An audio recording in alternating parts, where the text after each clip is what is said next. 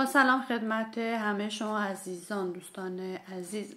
امروز میخوام در مورد استعفای محمد جواد ظریف پس از عزل عبدالناصر همتی حرف بزنم. این موضوع به هیچ عنوان یه موضوع ساده و پیش پا افتاده نیست، در از یه نشونه بزرگ از تحولات خیلی عمیق توی خود جمهوری اسلامی. این استعفا نشون دهنده بحران‌های زیادیه، مثل بحران اقتصادی، سیاسی که تو خود کشور هست و ما میدونیم این استعفا یه تصمیم فردی و آنی نبوده و نشون دهنده اینه که درگیری‌های سیاسی و چالش‌های درون نظام چقدر زیاده. اول از همه هم بگیم که استعفای ظریف بعد عزل همتی بوده. همتی رو ما همه به عنوان شخصی میشناسیم که خیلی تلاش کرده در جهت بهبود وضعیت اقتصادی، ولی متاسفانه خیلی راحت عزلش کردن و این نشون میده که بین جناح‌ها اختلاف چقدر زیاده. همتی قربانی فشارهایی شد که به نظر میرسه از نارضایتی‌های عمومی سرچشمه میگیره نسبت به سیاست‌های غلط اقتصادی جمهوری اسلامی.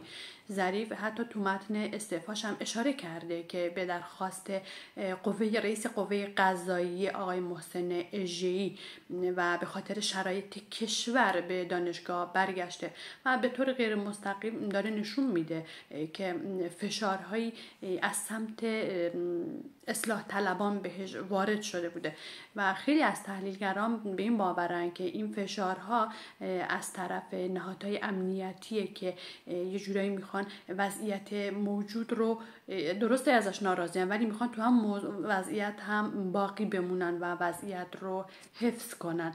و استعفای ظریف هم میتونه نشون بده که نشون دهنده یه تلاش برای کاهش اینا بوده و کنار کشیده. شاید هم به این نتیجه رسیده که ادامه حضورش نه تنها چیزی رو درست نمی‌کنه و بلکه بهانه‌ایه برای حمله بیشتر از سوی مخالفان و دیگر جناح‌ها. با استعفای ظریف و عزل همتی میشه گفت که حکومت به وضوح به ناتوانیش تو اداره کشور و حل بحران‌های اقتصادی اشاره داره و هرچند دولت پزشکیان هم خیلی تلاش میکنه که وضعیت رو بهبود ببخشه، ولی اینجور که داریم میبینیم و داره نشون میده فقط بحران‌ها رو بیشتر کرده.